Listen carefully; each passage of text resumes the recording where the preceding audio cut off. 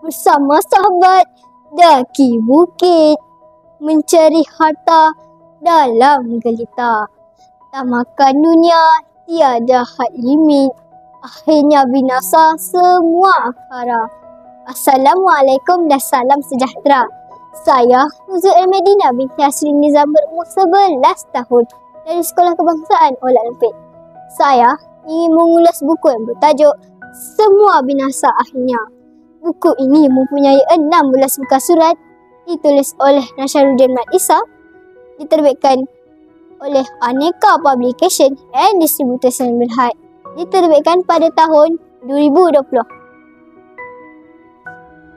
Kisah ini mengisahkan 3 sahabat yang bernama Rakib, Taufik dan Suhaibah yang bersama-sama menemui harta karun di kawasan pegunungan. Namun, sifat tamak Rakib menyebabkannya bertindak membunuh Suhaibah yang berhasrat untuk menhati Taufik pula. Taufik yang tidak tamak telah menasihati Rakib agar bertaubat. Namun, Rakib tetap degil. Akhirnya, Taufik juga menjadi mangsa. Tetapi, Rakib menerima balasan apabila mati dalam perintahan. Nilai murni yang terdapat dalam cerita ini ialah kesederhanaan, tolak ansur dan nasihat yang ikhlas. Taufik tidak tamak dan mengutamakan keselamatan rakan-rakannya. Sikap sabar dan berhati-hati juga terserah dalam watak Taufik berbanding Rakib yang gelojoh dan pentingkan diri. Pengajaran yang diperoleh ialah jangan tamak kerana tamak membawa pada kesetiaan dan kejujuran amat penting dalam persahabatan.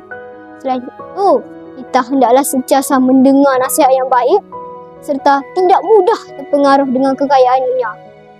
Kelebihan buku ini ialah ia syarat dengan pengejaran moral, bahasa yang digunakan mudah difahami serta ilustrasi yang menarik dan berwarna-warni menjadikan buku cerita ini sesuai dibaca oleh murid sekolah rendah.